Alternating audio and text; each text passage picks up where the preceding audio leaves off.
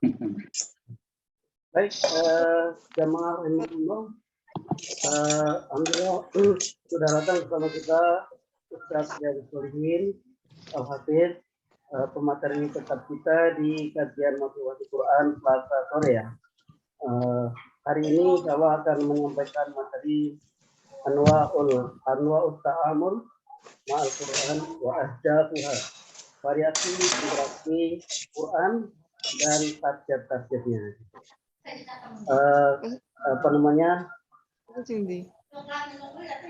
Tadi skema materi sudah sampaikan ya, beberapa poin-poin yang di materi yang akan sampaikan sudah dikirim oleh Ustaz. Tadi saya forward ke struktur WA, ya sekedar referensi saja bahwa itu yang akan dibahas. Mudah-mudahan selesai Ustaz ya. Mudah-mudahan selesai semua poin itu dibahas. Baik, tidak memperpanjang kata, kita awal sama-sama buka dengan baca basmalah. Bismillahirrahmanirrahim. Kepada Ustaz Riyadhus Shalihin, kepada Mas Boro.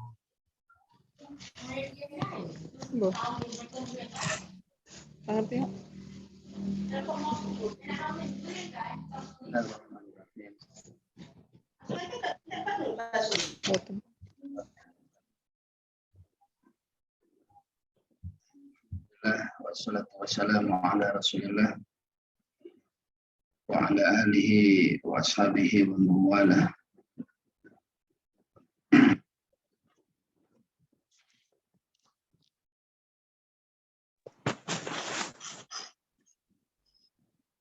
Jemaah sekalian, kita tentang Al-Quran, seputaran tentang riayah tarkiyah bersama Al-Quran. Dan sore ini kita mencoba mentelaah tentang anwa'ut ta'amul ma'al Quran wa ahdafuha, yang insya Allah pertanyaan-pertanyaan atau kegelisahan kita di pekan-pekan lalu, bagaimana urutan beramalnya, bagaimana sebaiknya, apakah ngafal dulu atau murojaah dulu, bagaimana menata jadwalnya dan seterusnya. Di sore ini, di hari yang barokah, insya Allah kita mengkaji tentang setiap nasyat atau kegiatan bersama Al-Quran dengan tujuannya atau dengan urgensi dari setiap kegiatan. Tentu dalam bab ini kita akan lebih banyak membahas tentang bab yang sifatnya kaum di sore ini. Dan kita semua sepakat bahwa semua bentuk ta'amul ma'al Quran ya, memiliki urgensi masing-masing, memiliki ahdaf sendiri, memiliki keutamaan sendiri, sehingga kita tidak membenturkan satu tilawah ya, atau satu ta'amul dengan bentuk ta'amul yang lain. Tentu sebagai basic atau membangun fondasinya, ta'amul yang pertama adalah tilawah, yakni yang sering kita sebut Al-Quran menyatakan dengan wa an atlu al-Quran. Ada ayat Al-Quran yang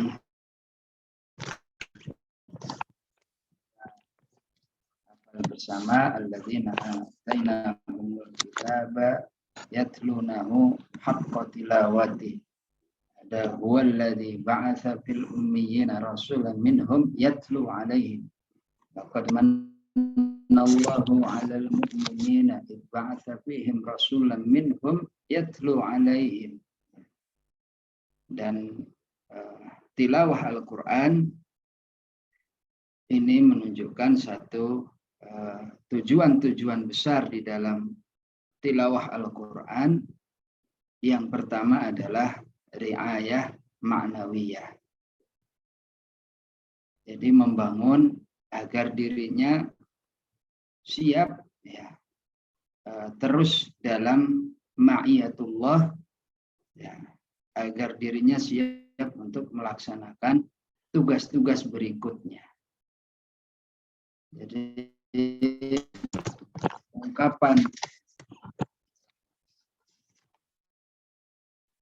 yang sering disampaikan, apakah lebih baik tadabbur daripada tilawah tapi tidak mengerti artinya. Kita harus pahami bahwa Al-Quran ini menjadi taksis dari semua ta'amul ma'al Quran. Orang untuk bisa tadabbur harus rajin tilawah. Orang untuk bisa merasakan ruhul Quran atau ruhaniyatul Quran harus sering tilawah. Orang untuk bisa ya, membuat kualitas sholatnya ya, harus memiliki kemampuan tilawah. Jadi tilawah ya, itu berfungsi untuk ya, taksis imani, ya, membangun pondasi keimanan. Sehingga kalau dalam pemilihan ya, klub tertentu atau komunitas tertentu, institusi tertentu, ada basic yang harus dipenuhi.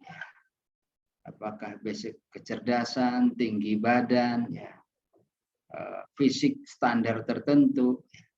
Nah, ketika manusia ingin menjadi ahlul Quran, aslinya Allah sampaikan tilawah ini menjadi basicnya. Jadi ini juga ya, ayat-ayat tentang tilawah ini membantah habis ya,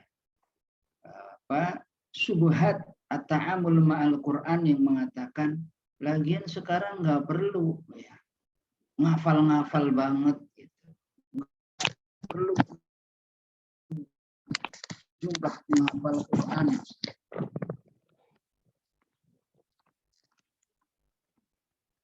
Sekarang nggak perlu ya, karena kan terjemahan sudah ada. Kan kalau mau maksud artinya tafsir juga sudah ada semua. Karena Allah katakan wa kadzalika auhayna ilaika ruham min amrina. Dari situlah tujuan besar dari tilawah itu adalah riayah ma'nawiyah, taksis imani ya, yang akan membuat orang beriman itu siap melaksanakan agenda-agenda ketaatan selanjutnya. Apakah agenda ketaatan selanjutnya al-hifdz, al-muraja'ah, muhadarah ya. Tapi ini sebagai basicnya. Ya, para sahabat radhiyallahu anhum betapapun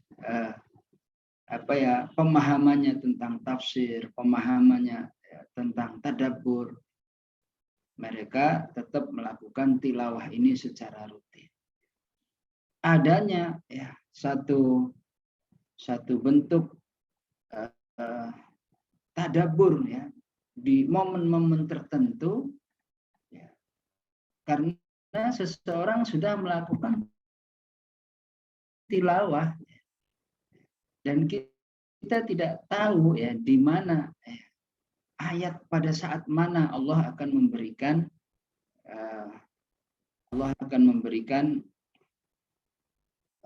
clue ya di mana kita akan mendapatkan suasana iman itu. Nah, sehingga rajinnya tilawah ini ya, justru akan mendapatkan satu fenomena hati yang selalu bersama Allah Subhanahu wa taala, dan ini yang menjadi modal agar nanti bisa istishadul ayat. Taib. Apa fungsi lainnya? Ziyadatul hidayah. Agar manusia siap untuk diberikan ketaatan-ketaatan yang lebih berat dari Allah Subhanahu wa Ta'ala. Sebenarnya tidak ada ketaatan yang berat. Jadi maksudnya ziyadatul hidayah adalah semua jenis ketaatan yang Allah berikan itu terasa ringan olehnya. Apapun kalau nggak dikasih hidayah berat. Sekedar sholat. Kenapa sholat berat? Karena nggak ada hidayah. Jadi kenapa ya manusia keluar negeri begitu mudahnya, tiketnya, naik gunung begitu kuatnya kakinya, karena dia ada fikrah dalam bab itu. Sementara ke masjid dan sekian banyak bentuk-bentuk ketaatan yang lain tidak pernah atau merasa berat karena minim hidayahnya.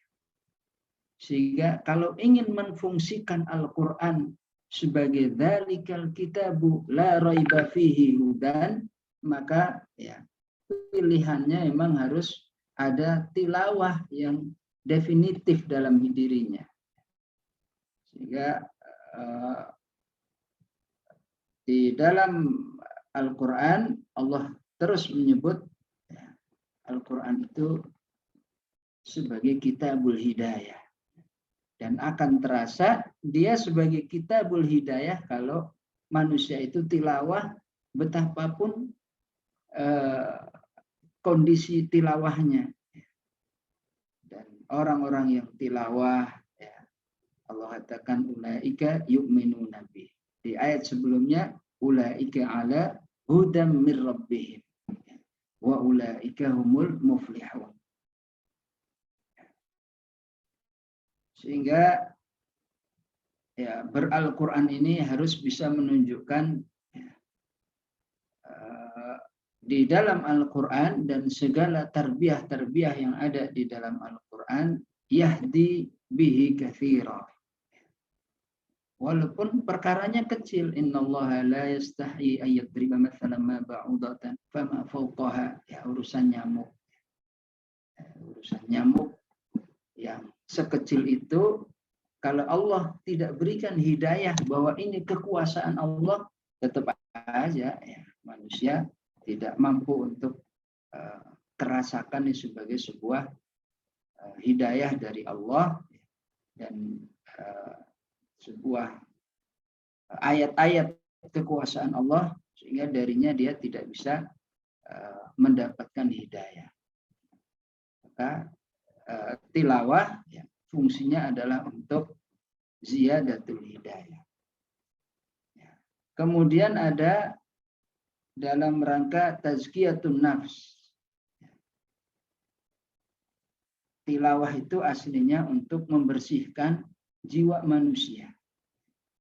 Banyak kan untuk membersihkan jiwa manusia. Ada sedekah, khudh min amwalihim shadaqatan tutahhiruhum wa tuzakkihim biha wa shalli alaihi, dengan sedekah. Tapi tilawah Allah katakan waladzi ba'atsa fil ummiyina rasulan minhum yatlu alaihim ayatihi wa yuzakkihim. Jadi tidaklah manusia itu tilawah kecuali dia sudah terbersihkan baik dari ikhtiarnya maupun dari kelelahannya. Dari ikhtiarnya maksudnya adalah tidaklah manusia tilawah kecuali karena hatinya bersih. Maka Utsman bin Affan mengatakan kalau jiwa manusia itu bersih, dia nggak akan puas tilawahnya. Dia akan puas dia bersama Al-Quran. Kalau ingin memiliki jiwa yang bersih, banyak sarananya. Tetapi ada sarana yang tidak bisa digantikan dengan apapun, yakni sarana tilawah Al-Quran. Ketika kita malas tilawahnya, jangan-jangan ada Ada hal yang tidak beres dalam jiwa kita. Sehingga bagi kita ya, ikhwah sekalian, harus terfahami tilawah Al-Quran itu baik ikhtiarnya itu sudah menunjukkan tazkiyatun nafs. Hasilnya setiap hurufnya, setiap kalimatnya, setiap ayatnya itu sudah menjadi pembersih bagi sekian banyak kotoran manusia. Terutama amradul qulub, ya hasad, ya dengki, ya termasuk segala macam kondisi ketidakstabilan manusia. Manusia itu kalau enggak stabil, bawaannya emosi, bawaannya sedih, bawaannya dunia merasa sempit. Semua itu bisa diatasi dengan tilawah Al-Quran. Ada la tahzan alaihim wa la takum fi dhaikim mimma yaqulun. Ada ya, kondisi manusia itu ya, yang hasad, kondisi manusia yang emosian ya.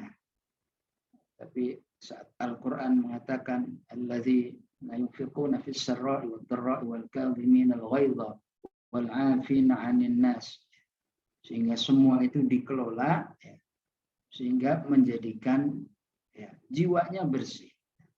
Ketika jiwa itu bersih, maka ya, dia siap ya, bahkan dengan tugas-tugas yang menurut manusia berat. Qiyamul Lail itu menurut manusia berat. Hatta tilawah Quran menurut manusia berat. Apalagi ya, berbagai macam bentuk ketaatan yang membutuhkan nasab dan luhub.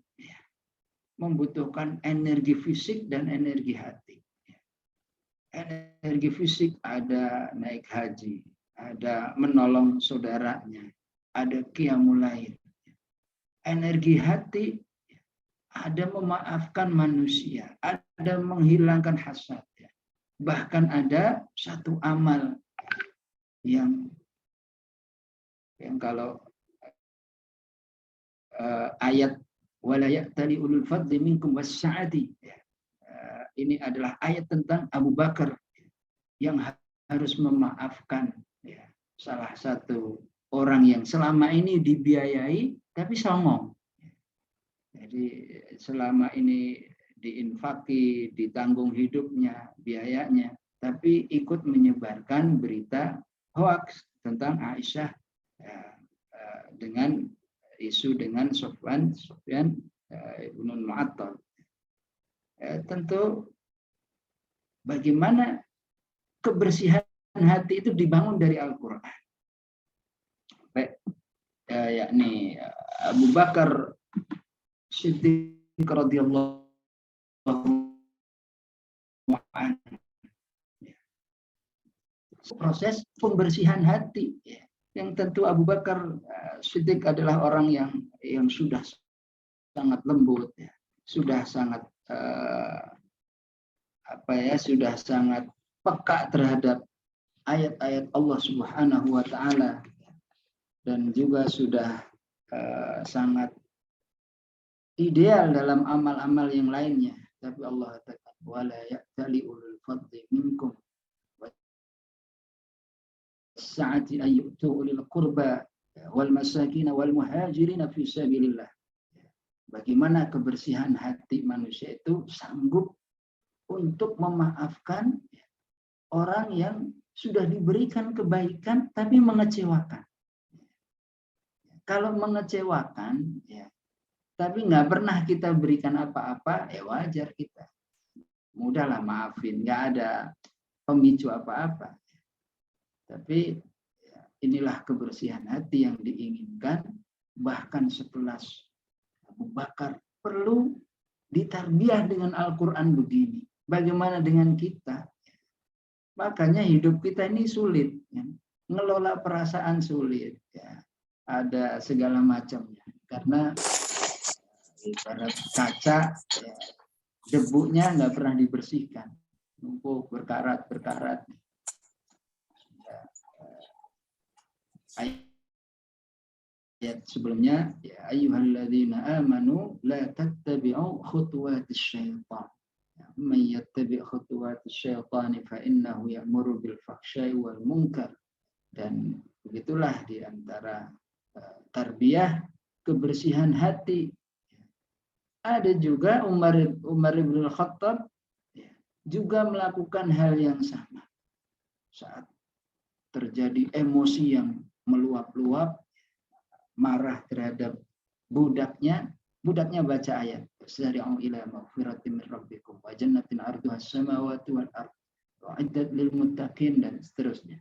Seorang budak yang ditanggung bikin kesel, tentu enggak sopan ya, tapi dimaafkan. Tentu ini tidak akan terjadi kecuali orang-orang yang hatinya siap dibersihkan oleh Al-Quran, dan inilah fungsi tilawah.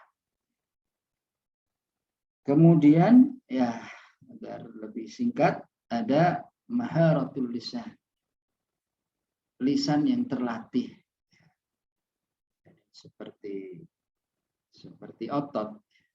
Semua organ manusia ini aslinya luar biasa. Kalau kita lihat orang bisa lari sekian maraton ya, sekian kilometer. Ada orang bisa berenang sekian jam dan seterusnya. Karena nggak tiba-tiba begitu.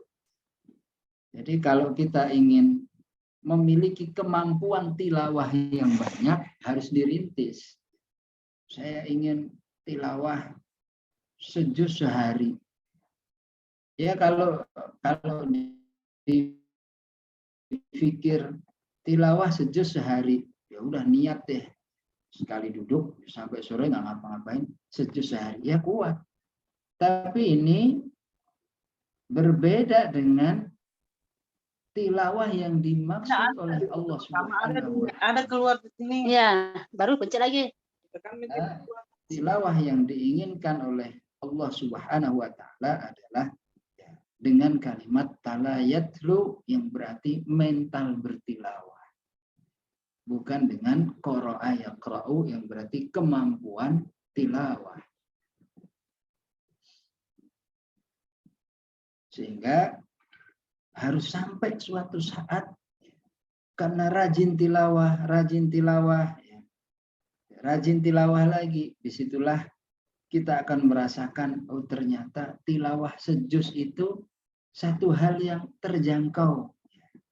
Bahkan bukan sejuz satu hari, sejuz sekali duduk, itu hal yang terjangkau aja sebenarnya. Karena lisannya terlatih. Dan itu nggak mungkin manusia nggak pernah tilawah, tiba-tiba kemampuannya sehari satu juz, nggak mungkin. Karena tidaklah kita ini ngerintis sedikit ya, kecuali ya, suatu saat Allah akan berikan kemampuan ya, lisan yang bisa bertahan lama dengan Al-Quran, ya, sehingga bisa jadi ketika kita langsung gitu ya, nggak pernah terlatih, nggak pernah tilawah, tiba-tiba ikut acara yasinan misalnya, bagi ibu-ibu yang atau sebagian yang sering ikut yasinan, nggak pernah ngaji, tiba-tiba baca yasinan, ya, atau ya, bacanya dengan jahar, ya pulang-pulang serak, ya, pulang-pulang mana madu dan jeruk anget, supaya udah gerok nih, padahal cuma yasin, ada cuma sejuz, ada acara sekarang tilawah 2 juz, pulang-pulang batuk, pulang ya, karena nggak terlatih, pulang-pulang kerokan. Tapi kalau bagi yang terlatih biasa aja sebenarnya, sejuz sekali duduk biasa aja, karena sudah. Sehingga latihan ini akan menjadi fondasi yang menguatkan untuk interaksi-interaksi selanjutnya.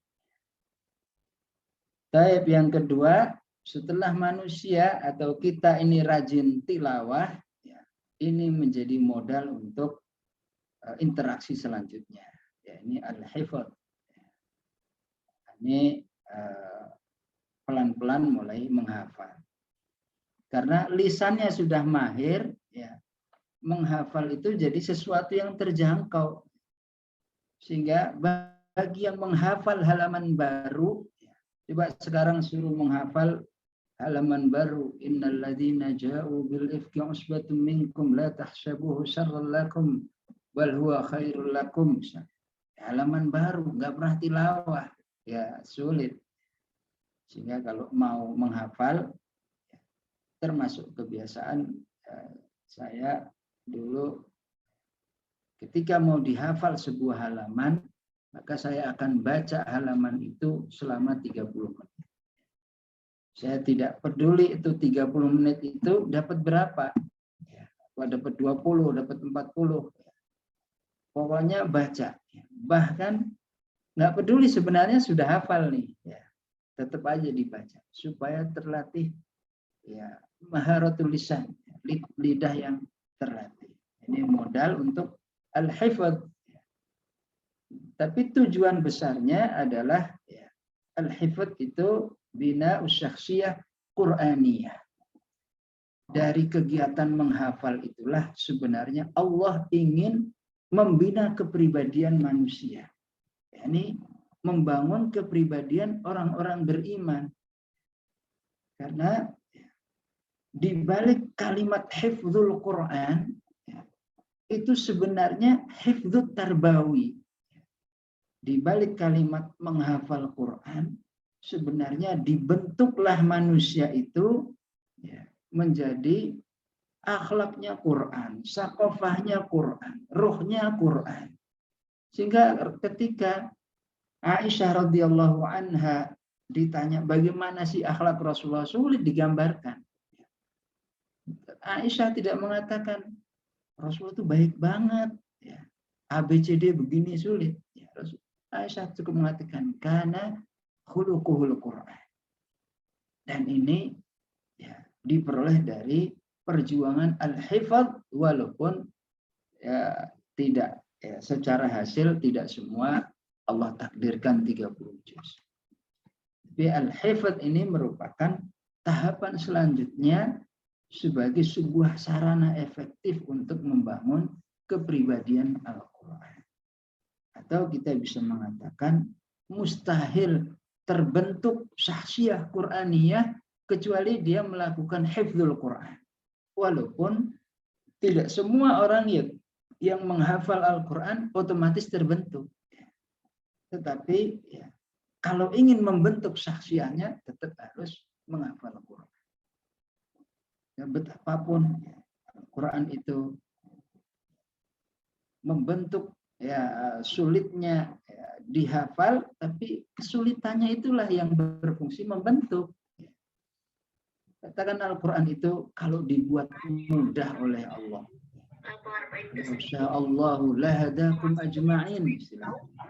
Kalau mau dibuat mudah oleh Allah, sekali hafal, sekali lihat hafal, ya mudah tentu bagi Allah. Tapi tidak jadi sebuah pembinaan. Dia terjadi sebuah pembinaan justru karena Al-Quran itu asyaddu tafalluta. Karena mudah hilang. Dihafal sekarang, besok hilang. Dihafal sekarang, sore pas mau nyetor udah hilang duluan. Padahal mau modal setoran sore. Belum juga disetor udah hilang. Dihafal malam buat setoran pagi, ditinggal tidur, hilang lagi. Tapi disitulah Allah ingin kita banyak bersama Allah. Disitulah kita ingin mengatakan bahwa memang ayatnya ya, ayatnya mengatakan wa ahsinu innallaha yuhibbul muhsinin. Allah ingin ayat ini diulang-ulang supaya terbangun mentalnya. Memang ayatnya mengatakan wa'budullaha wa la tusyriku bihi syai'a wa bil walidaini ihsana. Ya. Supaya kita mengatakan wa bil walidaini ihsana wa bil walidaini ihsana berulang-ulang supaya terbentuk kepribadiannya. Disitulah tambahan pahala. Disitulah tambahan tazkiyatun nafs. Dan ini ketika manusia itu sudah melakukan proses hifadz,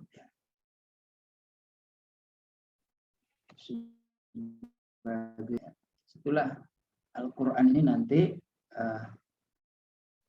betapapun ya mudah lupanya ya, Al-Quran yang dituntut mujahadah, itulah yang membawa kepada walladzina jahadu fina lanahdiyannahum subulana. Itulah yang membawa kepada pembentukan kepribadian, ya, Allah akan menunjukkan jalan-jalan. Dari sana kita inginkan ada syaqafah Quran, akhlak Quran. Di saat ketika kepribadian terbentuk, mudah bagi dirinya membentuk orang lain. Ketika kepribadian terbentuk, mudah baginya untuk membentuk, memimpin sebuah keluarga. Mudah baginya untuk membangun umat dan seterusnya. Dan inilah yang disebut dengan generasi sahabat yang dibangun dengan Al-Quran. Sehingga bagi sahabat itu wajar kalau Al-Quran turun, ya, para sahabat itu ya, semacam ada info, ya, macam ada info semalam ada wahyu yang turun. Para sahabat bergegas, ya, segera ingin menemui Rasulullah, ya, dan biasanya Rasulullah sahabat langsung menghafal. Ibu-ibu, ya, kalau hari Selasa biasanya ngaji dengan Rasulullah, pulangnya biasanya menghafal. Ada sahabiat yang hafal surat Qaf karena hafalnya dari sering mendengarkan dari Rasulullah SAW ketika sholat Jumat. Dan begitu urgensi dari menghafal, aslinya bukan untuk membaca tanpa melihat mushaf agar bisa tasmi, agar bisa ya, dapat gelar hafiz misalnya, ya, enggak.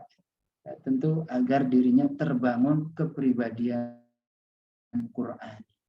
Walaupun orang enggak nyebut-nyebut hafiz juga enggak apa-apa, ya. Atau enggak dapat hadiah umroh juga enggak apa-apa. Atau apa yang enggak dapat penghargaan manusia, ya, istilahnya dalam sebuah komunitas, ya, ada imam sholatnya. Enggak jadi imam sholat juga enggak apa-apa.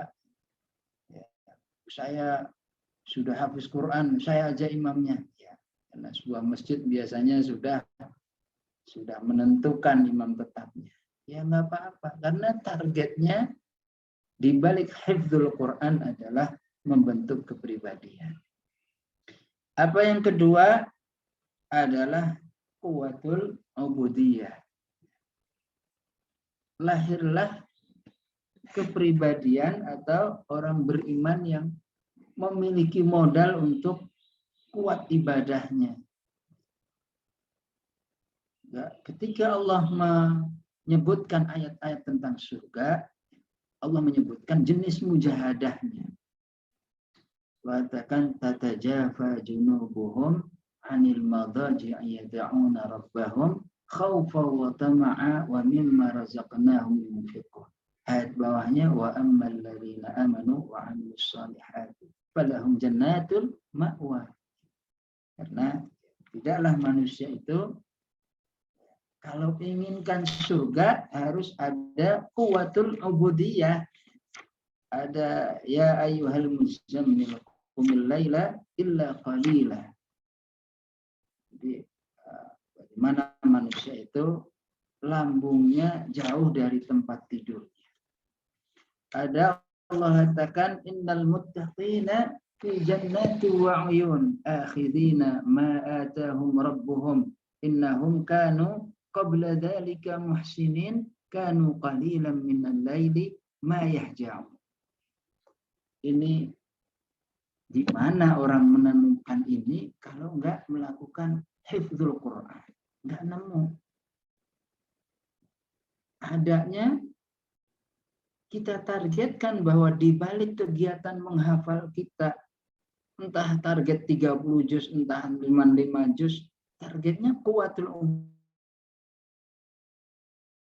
ubudiyah, istilahnya hifdzul Quran litta'abbud, agar kita kuat ya posisi kita dengan Allah Subhanahu wa taala.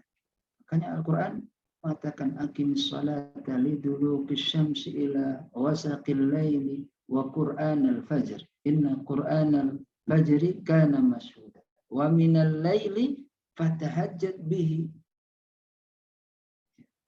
agar bisa fatahajjat bihi harus dengan hafalan Quran.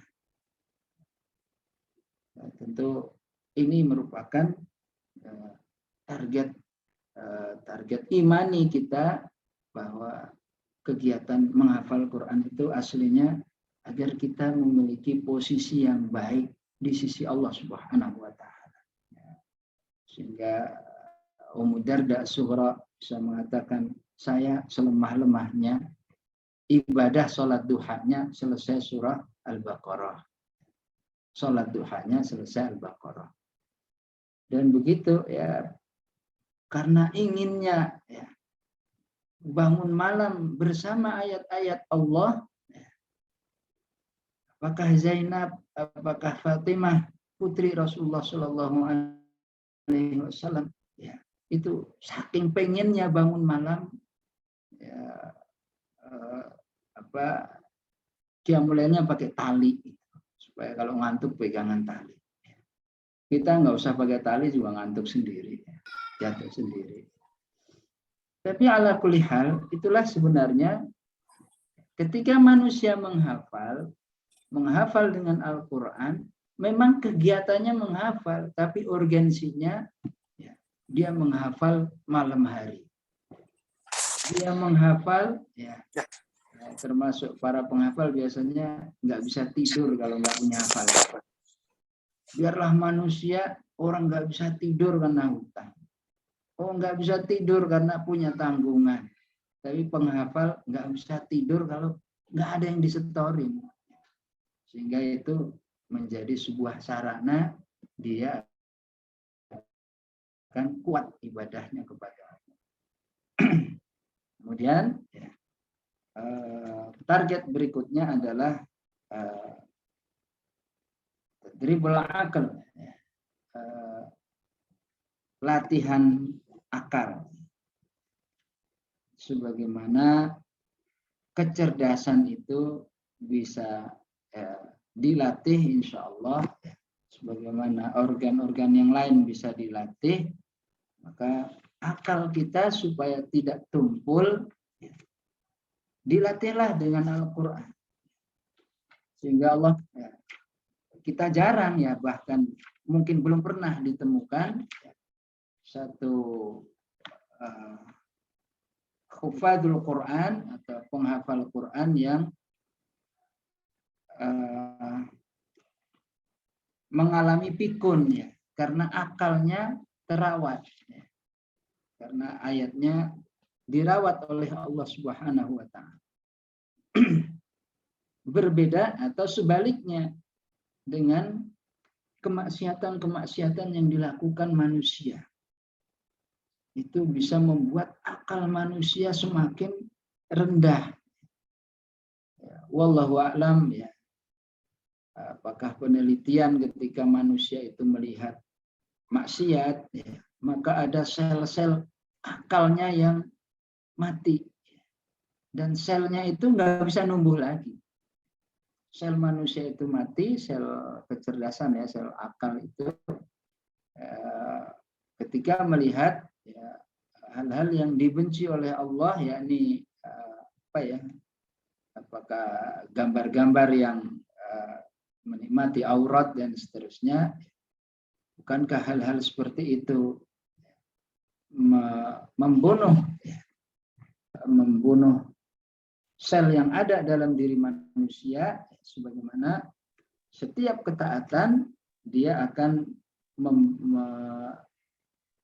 membuat hidup ya, akalnya jadi terlatih dan bertambah kecerdasannya,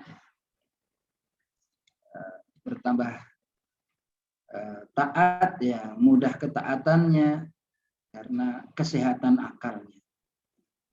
Nah, al-hifdz yakni diulang-ulang. Allahu nazzala ahsanal hadithi kitaban mutasyabiha, ya, mathaniyat, ya, jadi ayatnya diulang-ulang oleh Allah supaya struktur tubuh manusia juga siap. Taqsya'iru minhu juludul ladzina yakhshawna rabbahum thumma talinu juluduhum wa qulubuhum ila dzikrillah dzalika hudallah yahdi bihi may yasha wa may yudlilillahu fama lahu min had. Jadi semua sel-sel pori-pori, ya, semua ikut taat kepada Allah Subhanahu wa taala, ikut, ya, terlatih.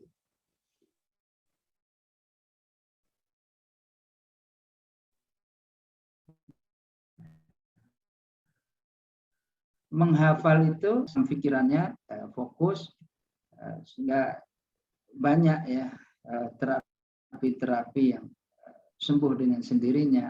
Apakah pelupa, apakah pelupa dengan hal-hal keseharian tersembuhkan karena akalnya di balik menghafal Al-Quran itu dipelihara oleh Allah Subhanahu wa ta'ala. Baik, setelah menghafal kita akan merasakan satu fase selanjutnya dari ta'amul ma'al Quran yang kita sebut dengan murojaah. Murojaah itu ada yang sendiri, ada yang jama'i. Baik, sebelum kita membahas bagaimana nih yang sendiri, bagaimana yang jama'i. Yang sendiri sebenarnya itu membuktikan satu latihan istiqrar Qur'ani. Membangun kepribadian, kemandirian beral-Quran. Murojaah dalam kesendirian.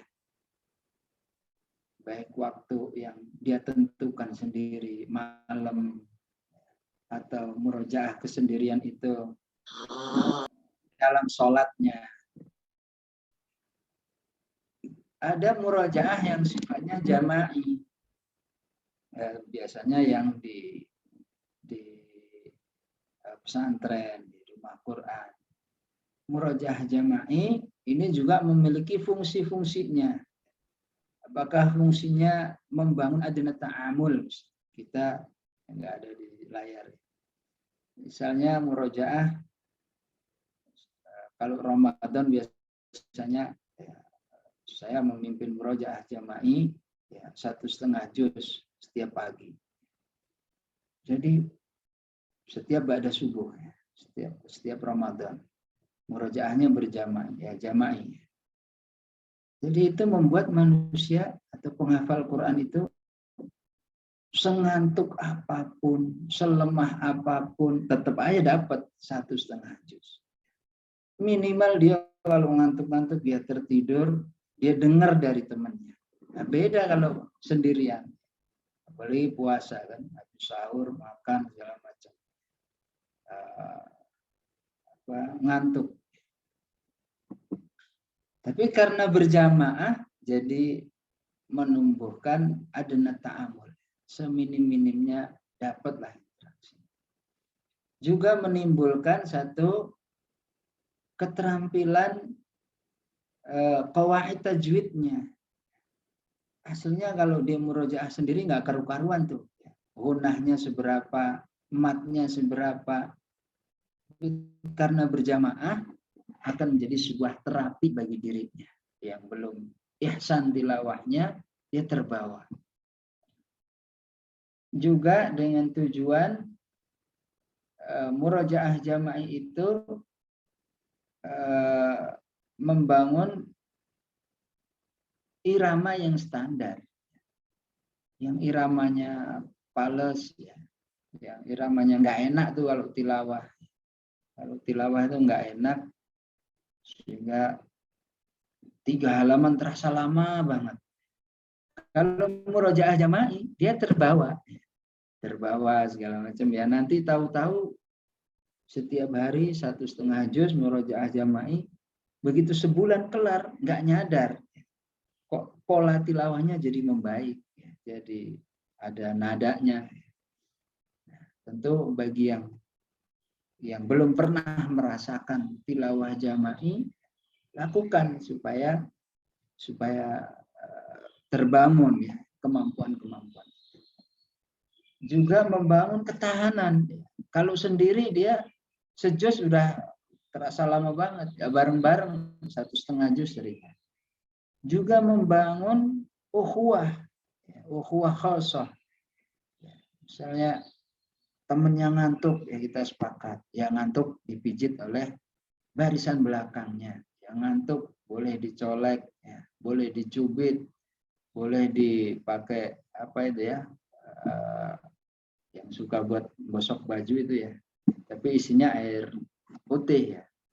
Jangan dikasih spray atau cabai. Ya. Pokoknya air putih yang ngantuk. Tentu membuat saling berukhuwah dan lain-lain. Secara tarbawi, ya, teknis-teknis murojaah seperti itu akan melahirkan tarbiyah imaniyah.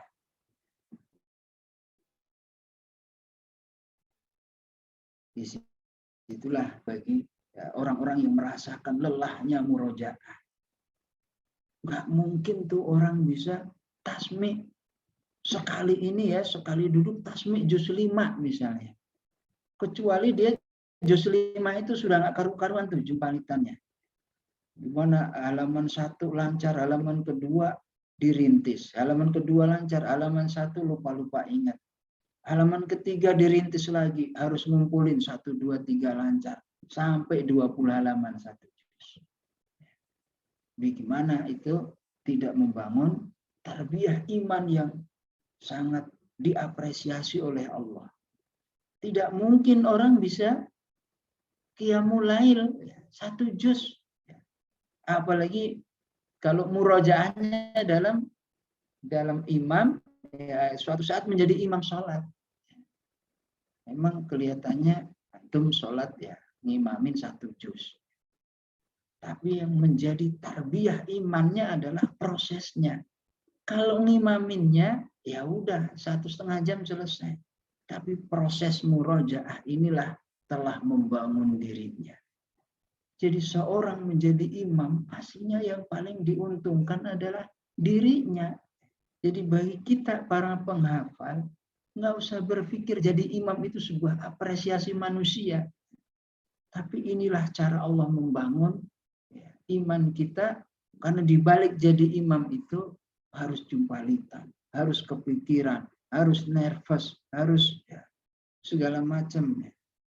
Dan coba bayangin kalau jadi imam itu, imamin misalnya Ustaz Miftah nanti malam imam 1 juz. Juznya juz 21. Wala tujadilu ahlal kitabi illa billati hiya ahsan. Illa alladziina zalamu minhum.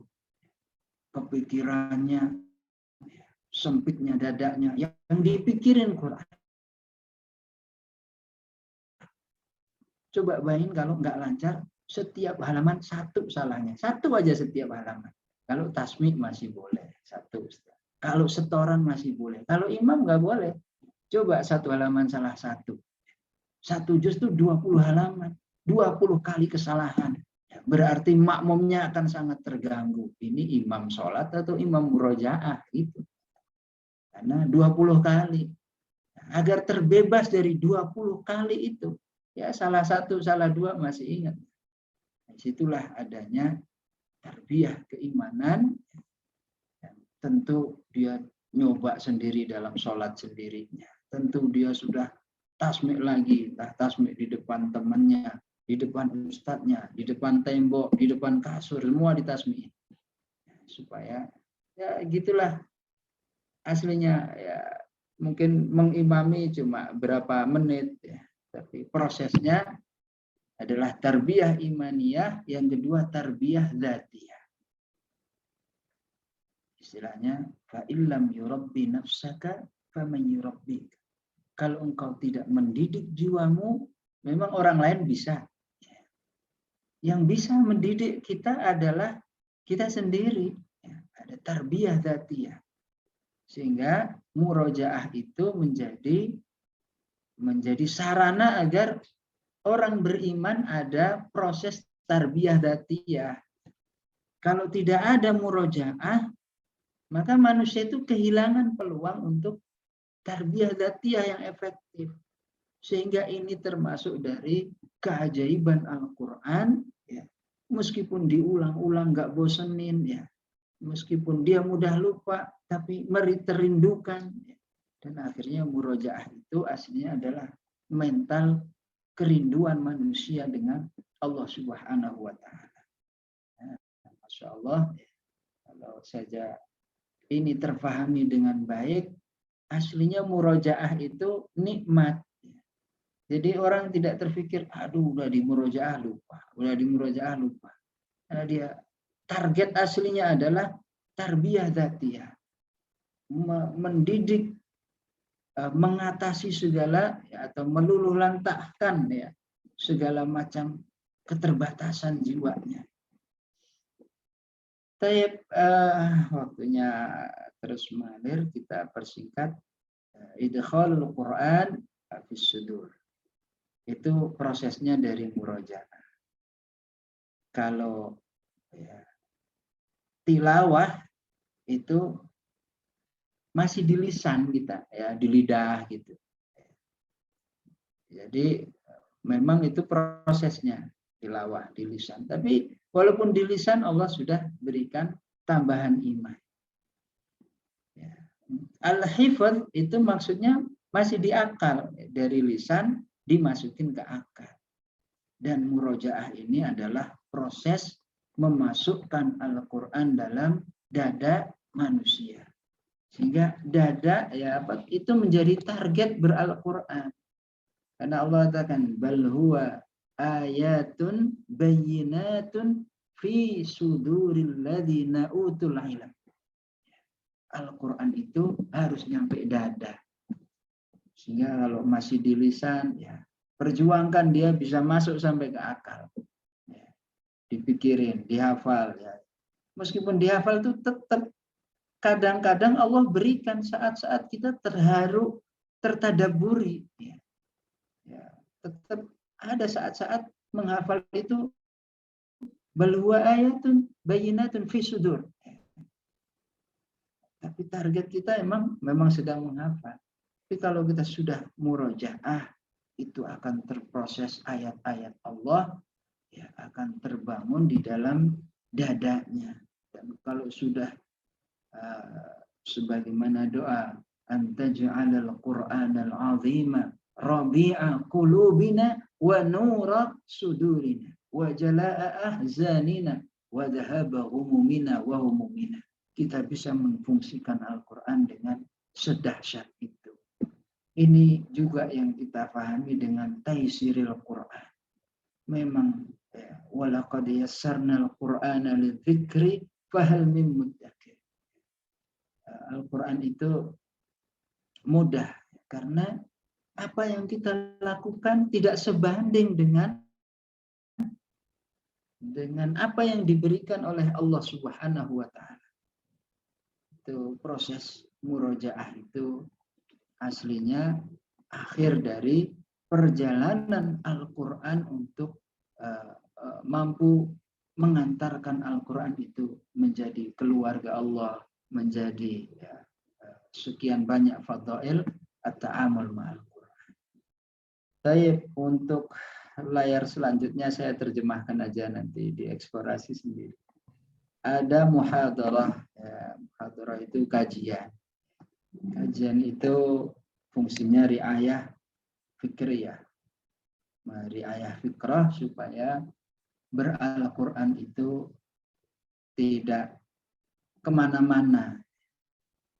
Sehingga dulu kita membahas, ya, orang yang tidak menikmati kajian, ya, hatta dia yang memberikan kajiannya adalah Rasulullah Shallallahu Alaihi Wasallam. Sehingga orang itu mengatakan madza qala anifa, karena tidak tertarik dengan kajian, hatta yang memberikan kajian adalah Rasulullah Shallallahu Alaihi Wasallam. Di surah apa yakni surah Muhammad, wa minhum may yastami'u ilaik hatta idza kharaju min indika, kalau sudah selesai kajian ya keluar darimu, qalu lil ladzina utul ilma madza qala anifa, tadi Rasulullah ngomong apa, tadi Rasulullah ngomong apa. Sehingga saat kita menghafal Quran itu perlu kajian. Sehingga kajian ini fungsinya agar hati kita selalu terbuka. Kalau nggak kajian, hatinya tertutup. Ulaika alladzina taba'allah, ulaika alladzina taba'allahu ala qulubihim wattaba'u ahwa'ahum. Ya. Itulah kajian dalam membangun kepribadian Quran itu sangat dibutuhkan. Kalau kita kemarin mengkaji Al-Anfal, sekelas sahabat, ketika ada masalah disuruh dengerin dulu oleh Allah Subhanahu wa taala. Baru jawabannya ada di ayat ke-41 yang kita bahas di ayat-ayat lain. Sehingga kajian ini sesuatu yang tidak bisa ditinggalkan dalam menghafal Quran. Ada ta'alluq qalbi, ada membangun ikatan hati. Ya, kalau tadi yang dimaksud contohnya adalah Ar-Rajal bin Unfuwah. Bagaimana dia berhalaqah Quran dengan Rasulullah. Ta'alluq qalbi ini ada Dzul Khuwaisirah, ada Abdurrahman bin Muljam. Memang ngajinya dengan sahabat utama, dengan Mu'adz bin Jabal coba. Tapi karena nggak ada ikatan hati, nggak ada kajian, ya, karena dia tidak membangun ikatan hati dengan gurunya, bahkan menjadi memusuhi Islam dan kaum muslimin. Padahal menghafal Quran. Karena itu kajian juga harus dihadiri dengan hati. Kalau tidak hadir dengan hatinya, istilahnya tidak dengan mahabbah. Makanya ada yang bertanya kepada Nabi, ya Rasulullah, kapan kiamat? Rasulullah balik, memang kamu punya apa nanya-nanya kiamat? Saya nggak punya apa-apa ya Rasul. Saya hanya punya cinta Allah dan Rasulnya. Kata Rasulullah, khalas. Enak nggak? Aman. Enak nggak? Memang harus dengan mahabbah, dengan saling cinta karena Allah Subhanahu wa taala. Muhadarah berarti membangun saqafah, ya. Ini saqafah ilmiah, ilmunya akan bertambah. Kemudian ada daurah, ya. Ada nasyad Quran namanya daurah atau pelatihan atau mukhayyam, yaitu menyatukan langkah, kemudian memperbaharui semangat. Jadi itu hamasah yang pucat, ya. Kalau udah dimukhayamin semangat lagi, ya. Kemudian ada syakhsiyah rabbaniyah, ya. Karena membangun syakhsiyah rabbaniyah nggak bisa sendiri. Insya Allah, Allah tahulah saya ini orangnya sabar, tapi dia sendirian hidupnya, ya nggak terbukti. Saya ini orangnya mudah berukhuwah, tapi sendiri, nggak terbukti.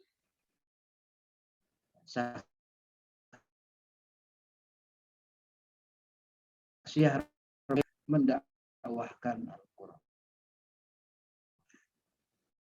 Dan ini menjadi tarbiyah jihadiyah, ya. Ya, tentu maksud kita adalah ya, dengan segala pemahaman, ya, bahwa menyebarkan ilmu, menyebarkan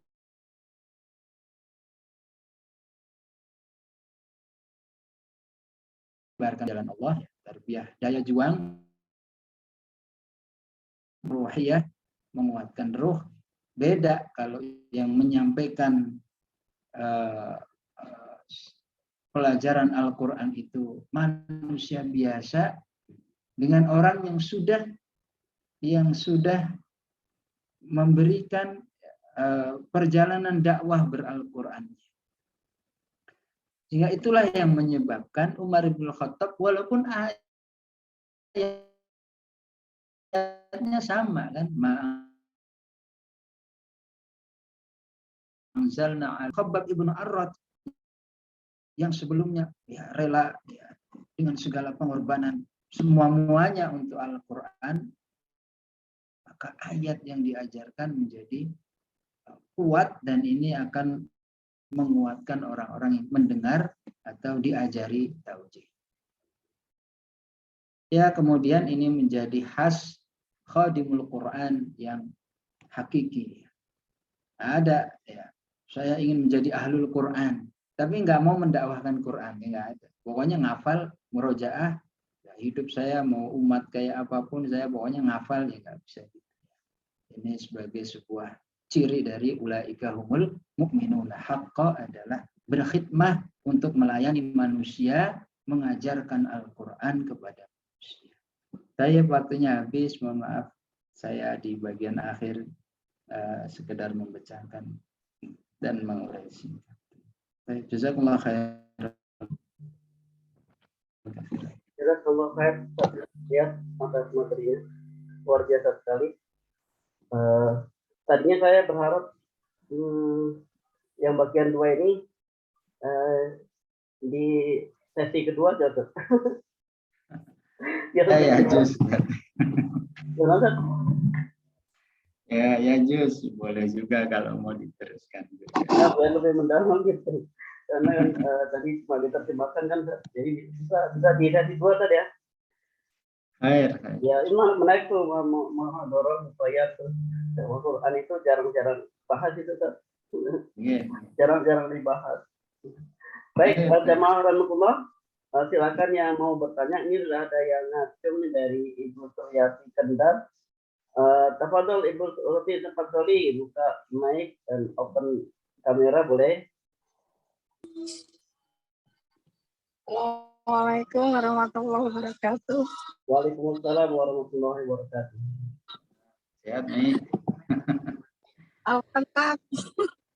Belum apa-apa nih ceritanya. Kayaknya kenal nih. Mau tanya aja ya? Iya ya. Langsung aja. Ini apa fenomena menghafal itu kan insya Allah mudah ya, terutama anak-anak gitu nih. Terus mereka itu ada yang menghafal tuh ya sekedar untuk status gitu ya. Misalkan sudah sampai 30 juz selesai gitu. Atau untuk mencari perguruan tinggi gitu. Untuk mencari beasiswa gitu. Yang saya tanyakan ketika mereka menghafal itu sudah hafal gitu ya terus berhenti kan. Itu pahalanya masih atau seperti apa di hadapan Allah, itu yang ingin saya paham. Ini sama anak-anak yang menghafal di sini dari kecil sampai besar itu inginnya diprogram sehingga mereka benar-benar jadi ahlul Quran gitu. Bukan mencari ijazah tetapi benar-benar ahlul Quran. Nah, itu seperti apa langkah-langkahnya sama ini itu pandangannya di hadapan Allah itu seperti apa ketika orang sudah menghafal itu terus kemudian berhenti hanya sekedar mujahadah aja. Itu aja. Alfan, syukran. Assalamualaikum warahmatullahi wabarakatuh. Silakan Ustaz, langsung. Mungkin kita batasi 2 pertanyaan Ustaz ya. Sekalian aja Ustaz, nanti saya. Maksudnya?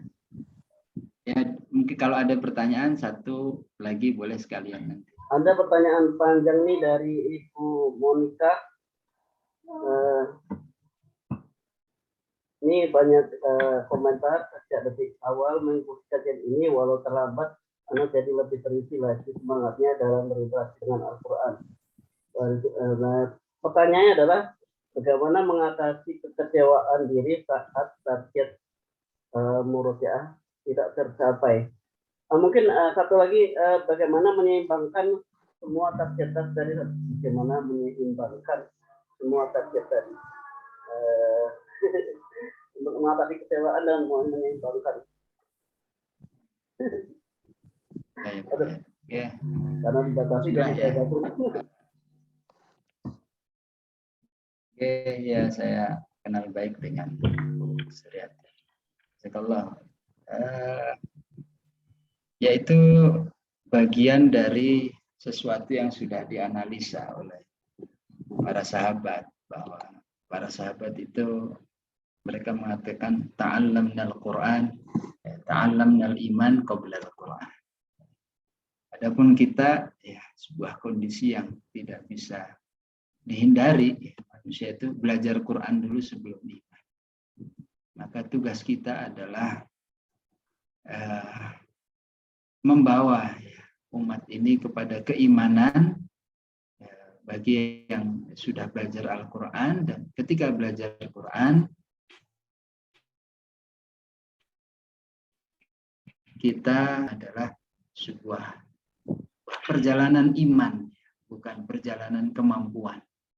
Dia adalah perjalanan iman, perjalanan dakwah, perjalanan hidup, ya, bukan perjalanan kemampuan.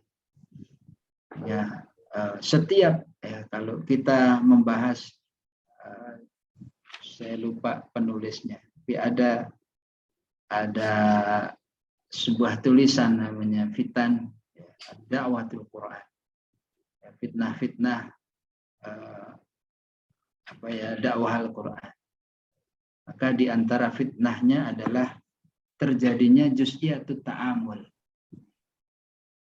Jadi ada, ya, manusia itu atau dalam kondisi tertentu manusia ini sibuk, masalahnya metode saja.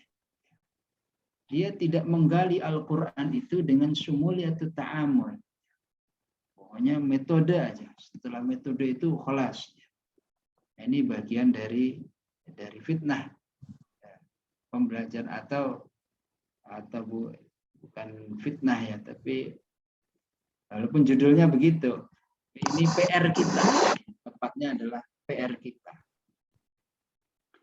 Kalau metode dibuat, ya, di segala macam, tentu ini sebuah hasanah, sebuah hal yang positif yang kita hargai.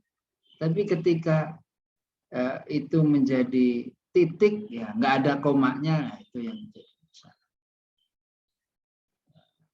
Ada satu fenomena, Al-Quran ini al-muhim adalah sanad.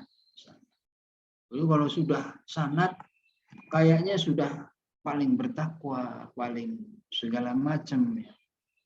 Sehingga padahal itu disampaikan kepada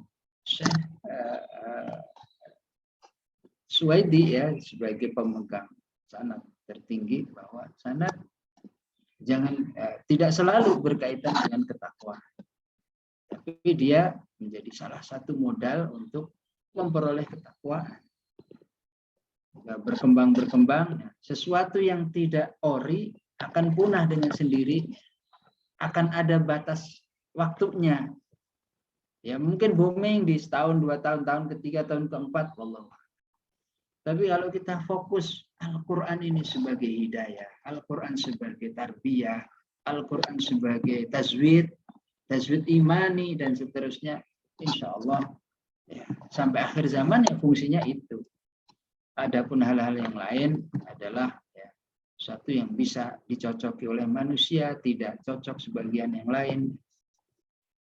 Ada juga fenomena seperti tadi, ya, ini Al-Quran tapi dengan tujuan-tujuan bakal beasiswa atau tujuan gelar.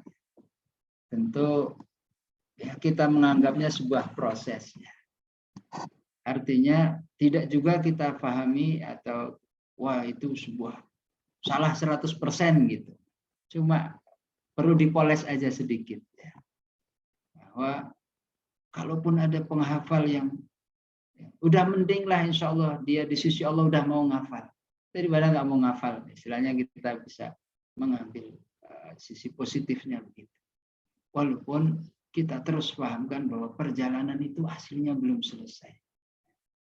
Ada juga kita, ya, saudara kita yang kebetulan, ya, punya persepsi begitu, anggap ini sebuah proses, ya. Memang sekarang dia menghafal karena hadiah misalnya. Memang sekarang dia menghafal karena urgensi atau tumuhat tertentu. Tapi suatu saat ketika kita terus menyadarkan umat, ntar lewat Zoom, ntar lewat WA, ntar lewat apa. Suatu saat, ya, insya Allah dia juga diberikan satu kemudahan dari Allah untuk menerima, oh ternyata begini cara Al-Quran. Insya Allah itu jauh lebih mudah daripada orang dari nol. Gitu. Sehingga betapapun ijtihad saudara-saudara kita, tentu kita sangat mengapresiasi. Ada yang berijtihad pokoknya silakan menghafal satu halaqah ya, Quran, setiap pertambahan 1 juz diberikan ya, saat itu ya tahun 2002 75.000. 2002. Ya tentu pandai-pandailah gurunya ya. Ini bukan tujuan ya, ini bukan ya dikuatkan fikrohnya. Karena nggak ada jaminan juga. Walaupun di antara 10 orang itu juga walaupun sudah digaji, yang berhasil cuma 1. Yang lain bubar di perjalanan. Kita tetap mengapresiasi ya, saudara-saudara kita yang melakukan segala macam upaya terkait dengan Al-Quran. Insya Allah hanya perlu dilengkapi, ya, tidak dipandang sebagai satu yang negatif, apalagi tercela, ya, walaupun kita menyayangkan. Artinya kita yang sudah berpemahaman begini, tentu juga ini karena karunia Allah. Kalau Allah nggak menolong juga belum. Yang kedua, juga kita tidak terbebas dari segala macam kekurangan. Tapi kita terus ya, hadirkan satu sumuliatut ta'amul ma'al Quran di balik kondisi-kondisi saat ini yang masih banyak dengan pendekatan juz'iyatut ta'amul. Tapi insya Allah kita syukuri kondisi-kondisi itu. Baik, bagaimana ini kita sudah mencanangkan ya, sebuah target tertentu dalam murojaah, tapi nggak nyampe. Maka harus ada target yang sifatnya manhaj. Ada target kauni, ada target manhaji. Target manhajnya apa?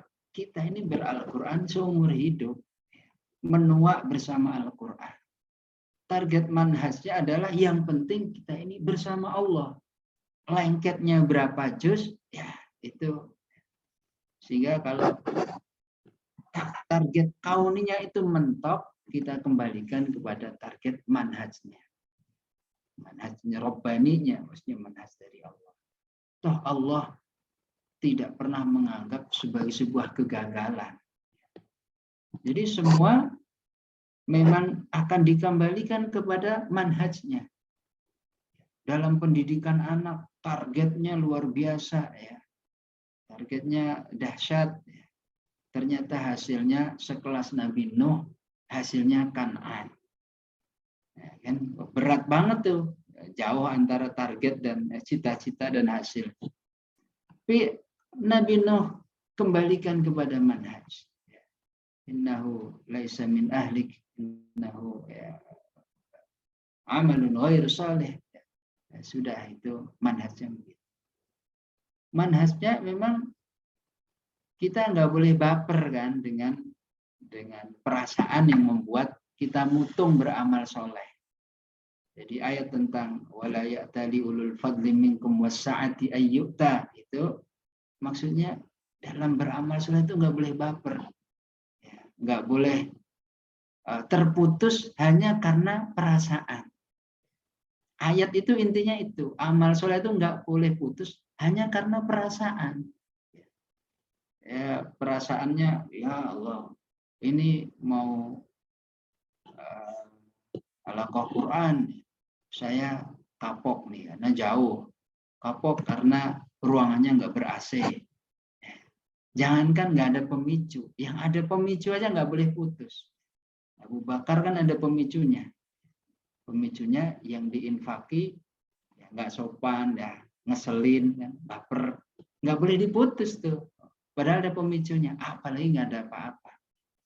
Apalagi cuma ya ditarget lancar bulan Agustus ya. Sampai habis Agustus baru setengahnya. Ya, jalani aja terus. Kembalikan ke manhaj Rabbani. Tulisan tadi tentu sifatnya ijtihadi. Tidak ada dalam sifatnya ijtihadi lapangan. Ya, artinya tidak berada apalagi sebuah urutan dari para sahabat gitu ya. Tapi itu urutan ta'amul ma'al Quran hasil dari sebuah kajian, banyak membaca buku dan juga kajian di lapangan. Tentu tidak harus dipahami letterlek ya, sebuah urutan marotibul amal gitu. Tapi dalam setiap qawaidnya adalah tilawah, semua ada dalilnya. Tidak dicantumkan kecuali di dalamnya dalil, fi sirah ya. Dalamnya ada dalilnya, ada sirahnya, ada kondisi di lapangannya. Sehingga insya Allah sudah kita sesuaikan. Hanya saya memang tidak terbiasa. Bahkan tadi sebenarnya tidak untuk di-share, hanya untuk saya untuk mengisi kajian sore ini saja, supaya mempermudah.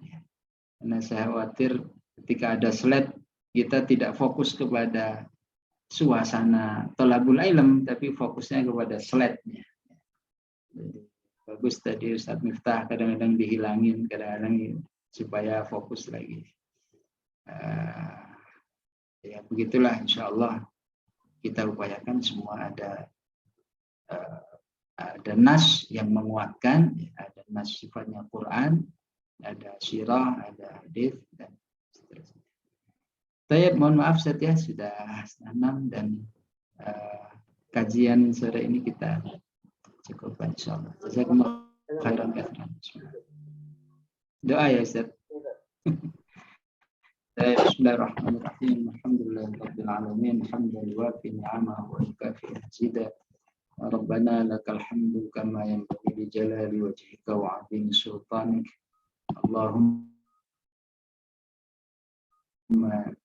inna nas'aluka imanan kamila wa yaqinan sadiqa wa lisanan dzakira wa qalban khashi'a wa amalan maqbula wa taubatan sadiqatan qabla al-maut wa rahatan 'inda al-maut wa maghfiratan wa rahmatan ba'da al-maut. Allahumma hawwin 'alaina fi sakaratil maut wan najata minan nar. Allahumma inna 'abidik banu imaik nawasina bi'adik madin fina hukmuk adlun fina qada'uk. Nas'aluka Allahumma bi kulli ismin huwa lak samaita bihi nafsak aw anzaltahu fi kitabik aw ista'sarta bihi fi 'ilmi al-ghaibi 'indak aw 'allamtahu ahadan min khalqik an taj'ala al-Qur'ana al-'azima rabi'a qulubina wa nura sudurina wa jalaa'a ahzanina wa dhahaba ghumumina wa humumina.